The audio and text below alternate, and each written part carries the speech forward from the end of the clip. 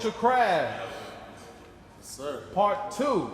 It's kind of actually really part 3, but nobody really know about part 1, so we're gonna call it part 2. We're back pretty much a year later. We were here in June, the end of June last year. Here we are at the beginning of June this time, and we've had some motion. We've had some operation. Proud of you guys, and thank you once again for inviting us back to help chronicle your journey. 100%. Thank you. Thank you. It's a pleasure to have you today. Of course, always. For sure. Taco greeted us when we came in the door, felt like family. Taco got a family now. Yeah, extended family, man, you know.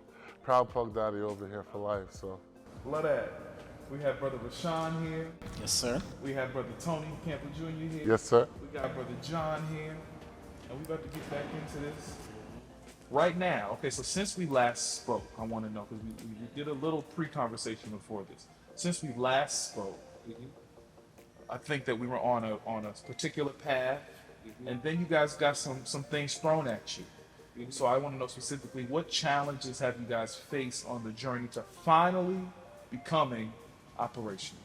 Great question. So part of the whole license process here with the CRC is a combination of approval at the state level and the local level. So our state approval is was moving along steady, and of course we have to also have the local component. So we face some challenges, you know, when it comes to get up and running. But at the end of the day, you know, we're blessed because the town recognized that we would add great value and we would be a great business, and they've welcomed us with open arms. And once that happened, it's just a matter of due process with the state. We wish it was a quicker process, but at the end of the day, we're very grateful to finally have our approval and to be open and operational as one of the very first few minority-owned, truly micro business, homegrown in New Jersey cannabis businesses in the state. So, You told us when we came in that you guys did your first deliveries yesterday. First of all, let's pipe it up for that shit right there. Okay? That's a road right there. How has the process been identifying potential clients? it's a good question. I think I'll start that, and then I'll probably kick it off to one of my partners here. But I'll say, you know, we just like our approach to creating products, like we want to create products that improve people's lives for the better, and that means all people. So we keep a we're very open to working with all different clients, whether it's some of the traditional MSOs and also some of the smaller local businesses. But our approach has always been to start local and slowly expand. So we've been reaching out to the local dispensaries in this area, such as in Elmer Park, Lodi, Hackensack, and we're just going to continue to expand that bubble and reach out and hopefully get more products to more people who would like them, who would like to enjoy them. And maybe I'll pass to Sean can talk more about that.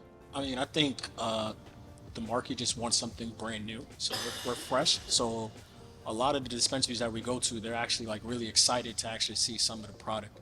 And like Tony's a whiz with his hash. So we have a lot of really, really good products. So it kind of speaks for itself, realistically. So I know about that hash.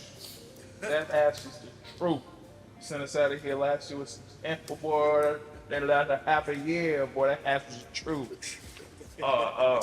Specifically marketing. I mean, so how did you guys get the word out? Do you guys use specific marketing resources? Has that been for us? We operate a lot on Instagram, and marketing can be a challenge, especially they just have their own regulations about cannabis, and that usually shadow ban you. I want to know from you guys, what's your marketing plan been like? Did you guys have difficulty in acting? Well, we took it back to the straight grassroots, man. We just hit the road. You know, Jay, we with Sean, we stopped at different dispensaries along the way. We went to a cannabis convention actually in AC Impact. That's a good one. a couple of weeks ago, and we stopped at some dispensaries down there, met some nice people in there. So, you know, it's just, you just got to get out and touch the people. There's nothing like word of mouth. We just went to we were shooting at the Cannabis Meets Business Expo at the Javits Center this week. yes. And just nothing like, you can do all the marketing you want, but when you're right there talking to the people, you're able to pick up so many potential interviews and clients and whatnot. I completely understand. And also, like from our point of view, being a true micro business and like bootstrapped, we really focus a lot of our time and attention really on the products, really speak for itself. And also, for us, it's also it's so interesting to go from many years, dealing with that stigma of, cannabis use and selling cannabis, and now all of a sudden, oh wow, like we need to brand ourselves and show people what we can do with this cannabis flower and plants. That's something I think we're just now really getting over and feeling comfortable. Like, hey guys, this is what we do. It's just a part of dealing with all the things we've had to deal with before it became legal. But now is the time when you're starting to see, more posts from us. Like we're starting to do things like this, show people what we're capable of. And of course, once it becomes official and you get that badge, we all have our badges, so finally you can take that deep breath and say, okay, it's time, let's do this. So once again, we're very happy, very blessed to be here. What kind of products does Culture Craft work with? And would you guys say you guys have a niche? I would say so. I would say we always culture. So we are Culture Craft Cannabis Collective or C4, and underneath C4, we have Culture Craft brands, internal brands like our high roller premium pre-roll, and our hash rosins and our portable dab options. But we also have other sub brands which I'll let our partners talk about later, such as Code 420, Le Pure. So these we have a distinct brand rollout because that's part of our background. Generating brands for major companies. Before we started doing this. Our niche, 100%, we spent a lot of time developing what we call like the perfect premium infused pre-roll. So we put a lot of simple yet very impactful innovation in the design of this. And once customers see this and they get, we have different varieties, right? So we have non-infused pre-rolls, but when you really, experience like one of our premium infused pre-rolls, it really speaks for itself. It's a combination of premium flower infused with very, very, very gorgeous premium blonde live rosin hash. So live hash. Very gorgeous, indeed. Rashawn, it's a personal question, specific. Sure. So I was talking to my podcast co-host, and I was like, "Oh yeah, I was in there talking to Rashawn." She's like, "Who?" I said, "Rashawn." She's like, "You mean OJ? Where did OJ come from? Why they call you OJ?" Gosh. Let's talk about this too.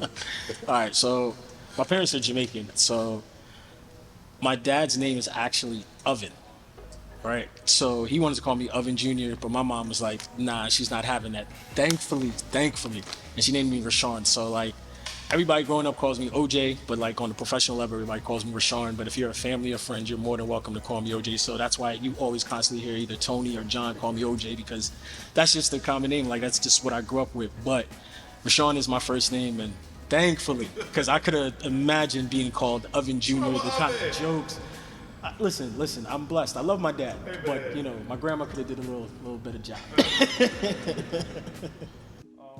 So, in what ways did you guys have to? In what ways did you consider or actively have to pivot this whole operation since the beginning? You start out as one thing, it doesn't quite pan out like you think it's going to. In what ways have you guys had to pivot? Oof, that's a very interesting question. We've had to pivot before licensure, and we've had to pivot, after we got the license. We can talk about both. I'd say before, regulations are always constantly moving and evolving.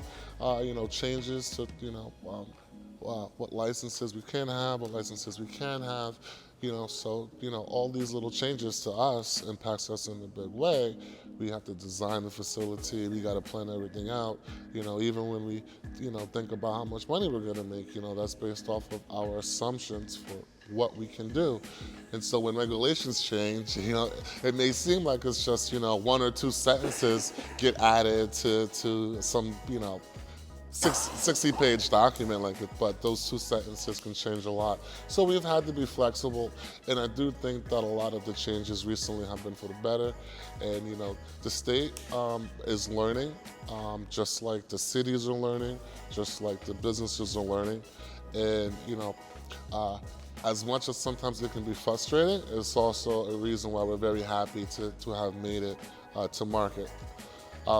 And currently, I think there's, just many different challenges and stuff that we face in terms of just making sure that we can deliver good, high quality, genuine products to our customers, and we can talk about that later. But there's always going to be challenges. You're always going to have to pivot. That's life. Just got to keep your head high and keep pushing. How many products are you guys introducing to the market? Do you have a favorite? We're actually introducing, I want to say 3 products to the market. Like Tony said earlier, our Fused pre-rolls, which are like head busters.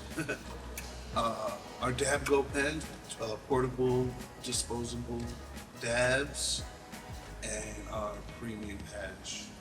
Which one was your favorite? Ooh, And I'll take it from all 3 of you. I want it's probably got to be the high roller. It's just the fusion of that hash and cannabis is like top notch. Please, this is as you're just talking, but this is the face. This is the face I make when I'm in church and get the Holy Ghost. Available soon at your local cannabis retail and dispensary. Yeah, those are the infused pre-rolls are great.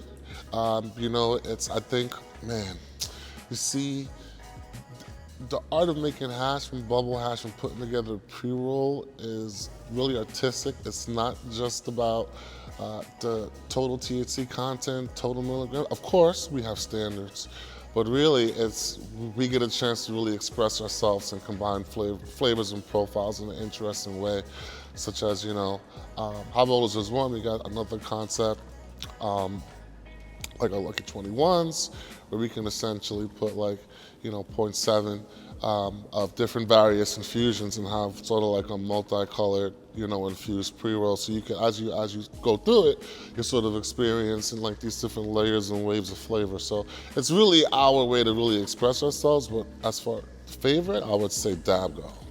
Our portable dab product, one of the first to bring this to the state, if not the first.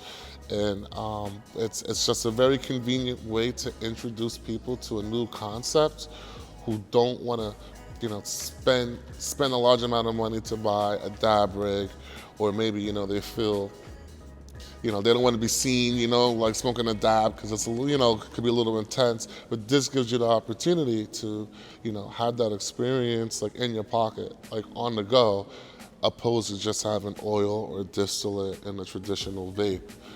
So it's great to just be able to say, hey, yeah, like we're giving people an experience which they've literally never had before. A lot of people have smoked flowers, a lot of people, may get an infused pre-roll, but to really have a dab and really taste like, that terpene rush and just that hit and the feeling in the back of your neck and the tingle, and it's just like, beautiful, like your first time. So that's something I really love. Y'all gonna have to sit down after. Don't just plan to sit down for a minute after that. Don't go nowhere. What about what's your favorite?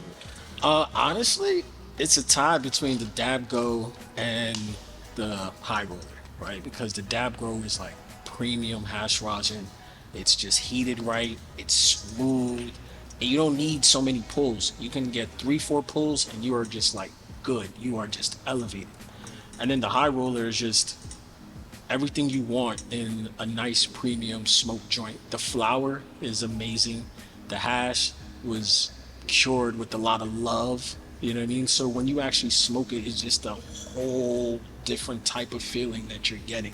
Like, we put a lot of love and effort into our products. Like, we care what people are smoking and how they're smoking it, right? So with that being said, it's tutorial that you gave us about mold last year. So that goes, definitely in that hill. Yeah. And by the way, those, our premium pre-roll products are mostly like hand packed for quality. It's so when we do it in our QC process, we're like, hey, like would we smoke this? To be honest with you, and if it's a no, if it's questionable, pass, do it again. So it's that little attention to detail which makes them premium. And we have other products as well, traditional cones and stuff. But when you do see that and you get that, and you feel that you're gonna understand the craft and the love that went into it, you'll feel it. Knowing what you all know now, is there anything that you would change about the manufacturing vertical? And would it always, you think you guys would always focus on the manufacturing and dispensary verticals, or would you go a different route? Good question. Um, I think for people like us, and for many people out there, I think we all gravitate towards the brands and the things we love. Like even all around us, like we all have these special brands that mean a lot to us, whether it's in fashion or food or beverage, whether it's Louis Vuitton or Ruth Chris. There's things you identify with that just give you a certain feeling and an enjoyment. So for us, it's always been about brands. So at the end of the day, I think it would probably always eventually lead to a path like manufacturing where we're at the forefront of building brands. We can help other people build brands. You can come to us to build your brands, whether you built one before or not. It's sort of, I think, the natural place we would have landed. But I'm curious to know, everyone else's opinion because we're all different. But I would say I probably would have always went for manufacturing vertical for sure. You would have still gone with manufacturing, Sean? Yeah. Why, John? Why manufacturing over cultivation or Well, like you said, building brands. It's all about, getting new, improved things out there. Everybody wants what's new. Like you said, people stick to what they like. Everybody likes something new. they don't know what they like until they try it? And they have a 2024 Rolls Royce. They want to see what that 2025 look like. Right. Yeah. So now we're joined by brother Nicholas Sanchez, Yes. another member of the Culture Craft Cannabis Collective team. Family. Family. That's right. I like family instead. You just came in here talking about some Dookie hash. What else you got to say about that? Well, in light to the Dookie hash, it's just like another slang word in the lab we use to describe the hash when it comes out. When you separate the hash from the flower, gives you like a muddy, coffee kind of like sludge, Dookie-like effect, So that's why we use the term Dookie. And But it don't pull like the no, I don't. Of course not. Everything we do is authentic, clean, sanitary, and professional. So we want to make sure we cover ground presenting that to you at that time, because we want to make sure people see how we take the steps to put the love and care in the products we create. Oh, but the Dookie hash is our term because, when we make our hash, it's like little spheres, right? And how we purify it is we collect it at different sizes, and as you go through the different sizes, the appearance changes. So there's our favorite type of hash with the best benefits has a certain Dookie-like appearance, and we know it. So when we see it, we're like, okay, that's a Dookie, we pull it. But just to be clear, there's no actual Dookie, and we have the best sanitary facility and employee principles. But the hash stinks like Dookie, and it looks like Dookie, and it smokes like beautiful ambrosia. That's right. Look at that. Were there any integral relationships with the state government that you guys were able to form that played a role in helping you become operational?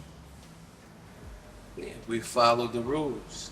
We followed the proper channels that were state required, and we filled the void, to make a long story short, and we were able to be in the position we are in now, because this is a real lucrative and successful opportunity for people to grow from, and we're thankful we were able to transition from all the steps we went through to where we are now in that growing process. And Compliance lead too. Yeah, we have a great compliance officer who's really stepped up and helped us. Shout out to Pamela, and I mean that's been a blessing, because we are a micro business. We're not MSO. We've had to learn a lot of things, like just like through the process, man. And listen, some of those lessons come fast, heavy, and swift. So we're very blessed to have, a great compliance officer who's always there to help us answer any questions. I shoot questions so if I get a response quick, if I see something that I think is maybe could be improved, I'll also share that feedback, and then that'll get back to the state too. So we're just very happy to have an amazing compliance officer who's always been there for us, and just in general, a great supportive team of other professionals such as our legal team and other advisors. So. Can you share any of those stories that other entrepreneurs should maybe look out for? Like simple, maybe a quick one that you were talking about that lessons came at you quick. You had to learn fast. Is there anything that you can share that that other entrepreneurs coming behind you should be aware of? It's a great question. Um, I would say that, throughout any process, regulations always change. So I would say, especially when you're talking about like a 2, 3, some cases 4-year long process of doing this, the rules and how you go into it in year 0 may be different than like at year 3 and year 4. So it's really up to that entrepreneur to stay on top of all those changes, be aware of it. And also, if you pay attention and you're listening to, what you hear in the news and what people are doing and signaling, then you could also anticipate some of the future regulation changes. So I think being keen like that and understanding like where the industry is going to go is going to help you, because you're going to pivot and plan sort of for that long term instead of getting so focused on the short term and then rules change, right? So now you sort of spent all your energy and resources for one thing, was changed to the next thing, rather than taking the approach to sort of look at like the larger industry, where it's going, like what products are people using, how are they consuming it, and targeting that general direction than sometimes the specific things. OJ, given the controversy surrounding cannabis testing, what was your experience like in finding a suitable lab to get your product tested? Honestly, it's kind of tough because you got to go through different ones because they all have different functionalities to get to your test results, right?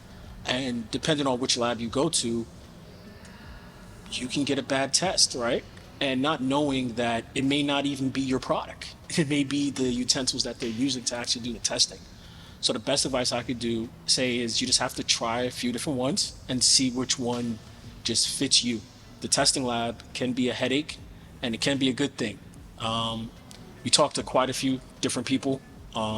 They have been pretty responsive to try to help us out, but it's a learning curve, and it's just new for us. So you just have to go to somebody that you feel is more comfortable, because they all test in different ways, and you'll see it. And you don't want to get a product and waste time on it, because sometimes that happens, and you'll think like, oh, this product failed for mold, or it failed for something else, and then when you go to another testing lab, it's actually clean. So it's a big issue, man. Your experience is that sometimes it's different testing labs vary. The end result of your product, it can be based on what they use in the lab. Yeah, a little bit different. Are they regulated? Are labs regulated in the same way that retail or manufacturing and cultivation? Like, do you feel like that's a dead zone where people are not paying attention to it and they need to? It's a good question. I would say it's not a dead zone, but I would say everybody really understands selling something in retail or growing something. I think testing, because of its analytical and scientific nature, not everybody really understands how a small rule or regulation may not make sense. So for me, coming from that background, I'm constantly like, wait, hold up a second. Like, let's figure this out, right? Like, hey, if if let's just say, there's 10 of something, right? And you can't have more than 10. If you have more than 10, then it's a bad sample. If you test it like on Monday and you get 5, and then you test it on Tuesday and it's 0, and you test it on Wednesday and it's 15, to me, like, just depending on the day, you could be out or you could be in. And so as a scientist, to me, I'm like, I mean, to be honest, like, that's sort of BS. Like, that's not how, I've had tighter standards making cosmetic and beauty products.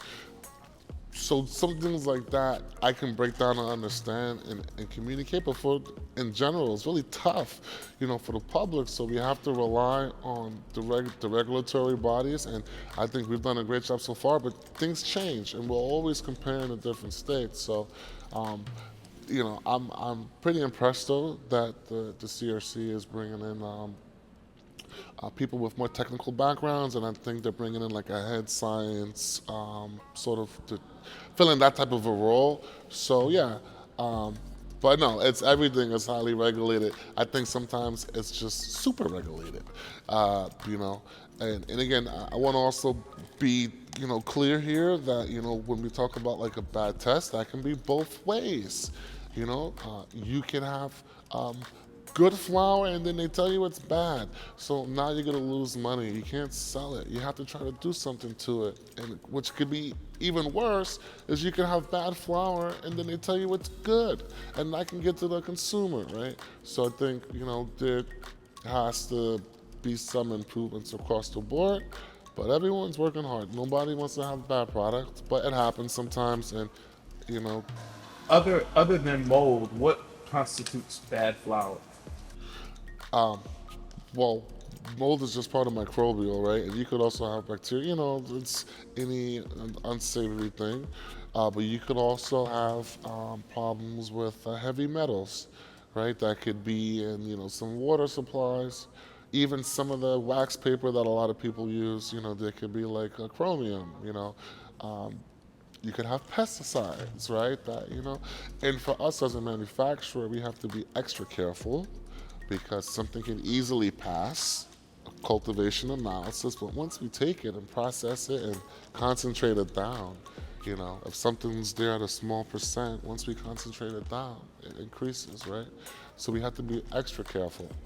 But these are the challenges that we face, especially as a emerging business, and that's why we treat our relationships with some of our other cultivator friends and manufacturers, why we have such close and tight relationships, right? It's just like on the black market, right? You want to have a good relationship with your dealer, right? Like we want to also have a very good relationship so we know what's coming to us, right? Like you got the faith that, hey, this guy's not going to give me no boof or nothing crazy. So we keep our suppliers and the people we partner with very small. That circle very small. Nick, what was the Culture Craft end-to-end manufacturing process like? Meaning, going from from growing to manufacturing to lab testing to then shelf space. What's that process like? Excuse me. That process just tends to put you in a patient's kind of like mindset and go through the structure you need Why? to, because everybody wants things to speed to the point where we can just get stuff out the door, and we can't do that in this kind of business because there's so much control involved with the process we go through, from every step, manufacturing, cultivation. Every department has its own timeline on how things grow to the point where we finally got it to the shelf and out the door. So we don't just race, we don't just rush. We want to, right? Everyone wants to see the fastest results come back from the efforts we put in, but we're not in that business. So patience is a virtue. You know. Was that learned or something? Oh yeah, that's a learned experience. Yeah. You're definitely gonna go through that process, and it's gradual. You're gonna grow through it. I want to ask all of you, and I guess this is our last question. You know, specifically coming from, I don't know if I can say everybody was in the legacy market, but coming from experiencing cannabis before federalized, before it was legalized, where we are, and it generally does move faster. Just from the consumer side, I want to smoke something. I know the right person to call. I know the right place to go. I can call it. I can have it be here with me in the next 5 to 10 minutes. If you have a dealer, sometimes if you have a dealer, a long-standing dealer, sometimes it take about 5 hours for that dealer to come through, but you know he's going to come through in the end. So now, as people who may have been consumers on that end, but now you are the manufacturers, you are helping to supply this, and the process is slower. How does that compute for you all? Well, the process is slower, but as you go about the process and try to, you know, measure best you can and cut once, I think what it's satisfying to know that like we're constantly creating products and running our batches and we're building up our stock, right? Because to us it's just like yes, it's like That's the more pointed question. Where's the satisfaction in switching roles now? Where's the satisfaction for you all? Yeah, definitely that. Like knowing that, oh man, this is gonna bust our heads. Like people are gonna like this, right? Like, yeah, it can be frustrating, all sorts of regulatory constraints, like ahead of time, got to generate your label, your packaging, and double check it, triple check it. This isn't like, you could just have a typo. This isn't just some like, put something together and just slap it with a sticker. This is a very highly regulated industry. And yeah, sometimes it can be frustrating and taxing, but just making a product and having it and knowing like, oh yeah, they're gonna get this. Like, okay, let's take a step back and cross the T's, dot the I's because they need to get this. It's almost like motivation to slow it down and like do all the stuff that sometimes is meticulous, but knowing that you're going to be able to deliver a good experience to the customer sort of makes that all, it's all right. Like, yeah, we'll sit back. Yeah, it's all right. We'll do it. Right, absolutely. I agree with you. For me, I just feel I get the most satisfaction from putting in the labor, putting in the groundwork, putting in the hands-on, and making sure that when we're done creating a product, manufacturing a product, it's A1, it's safe for human consumption, and whether it's a cartridge, a vape, a edible, a dab, some flower, because we take this real personal. Like, we're real passionate about what we do here. So, every step we put into giving our time to is all love and respect for what we do. So I get the most satisfaction from that. They're executing a great job. Yeah. I would say I get the most satisfaction of just creating the product. And be honest, you can't rush greatness, right? So I think Say it louder. Say it one more time. you can't rush greatness, right? And just like artists, like we're all artists in this, right? We love it that much that we care about it. Like, it matters what we do. So we come into work every day, put in the long hours. We don't necessarily feel it. Yeah, we're tired, but we love this. I think on the other side of being a consumer, like, sometimes you get that bad product, right? And you wish you could do something about it. Every day we could do something about it, right? So I think that satisfaction alone just changes everything, because we're on the other end of it now. Like Tony said, like, we're not giving you guys anything that we would not take ourselves. That is the very first question we ask every day after we finish. Would we take this? And our answer is yes, because we know the product that we're giving it out. On the other end, there's nothing you can do about it, but just be upset and try again the next day. But for us, every single day we have a chance to like make sure that you guys are getting the best possible product. I think that's the best satisfaction. My last question, and Yeah, you can answer collectively or individually. It's the last question. Before, there's a difference in when we sat down last Sunday. Before we sat down today, everybody made sure to put on their white lab coat. So when you put this coat on, what does it mean to you? Everything, bro. This is man. I spent too many, and you don't see the hairnets and our little bear nets too. But this is tools of the trade right here. We wear this for pride, man. You know, like this is like you put this on, you know you're going to work, and it's just like fireman's uniform, police uniform, any other uniform. This is showing like our band of brothers or culture craft, and we're getting it going. It's just mentally ready. Yeah. Right, right. It's for me, for us.